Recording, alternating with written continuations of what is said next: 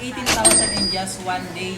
Yung 2 masasahod ko, one day income lang dito sa MVP Club. Ngayong hapon, may gabi sa inyong tanan. So ayun, dito ako yung side office. Siyempre, kasama natin yung mga MVP movers.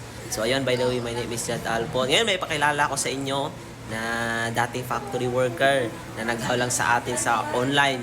Ngayon, kasama ko siya dito at ngayon, kumita siya ng, ayan, mamaya sasabihin niya kung magkano niya ang income niya ngayong araw. So ayun, pakilala ko sa inyo.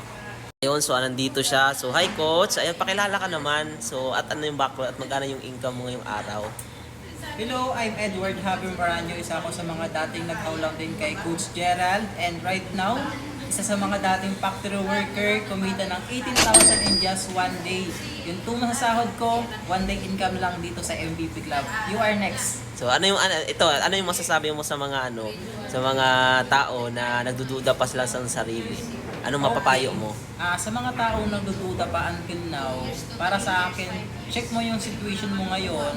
Kasi kung hindi nakakatulong yung duda mo, kailangan mo nang i-change yung mind mo. Kasi ako, ang ginawa ko lang talaga, change ko yung thinking ko, yung pag-iisip ko. Kasi kung hindi nakakatulong yan, ang gawin mo, mag-change ka ng thinking, maging positive ka sa buhay. Kasi kung magiging positive ka lang, makikita mo yung ganda ng negosyo natin na makakatulong sa'yo at saka sa family mo in the future.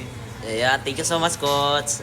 So ayun, dating factory worker na isa lang din nag-house sa atin sa online ngayon, kumita ng 18,000 in just one day. Yung sahod niya before na 1 month niya sasahurin sana dito, one day niya lang kinita dito sa community ng MVP Club. So, kung ikaw nakapanood ng video na to, subukan mo itong community ng MVP Club at mag-comment ka dyan ng how dahil mamimili ako ng 5 tao na matulungan at maturuan dito sa community namin sa MVP Club.